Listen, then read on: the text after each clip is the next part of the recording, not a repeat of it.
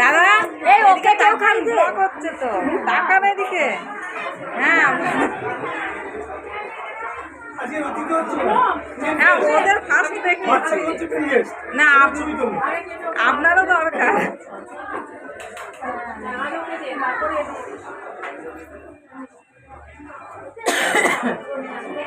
সবাইকে দেখায়। হ্যাঁ রুমা দেখি ব্লগগুলো করিস না, কিন্তু লজ্জায় বাঁচি না আমি। আর এইগুলোকে দেখায়। হ্যাঁ এটা সব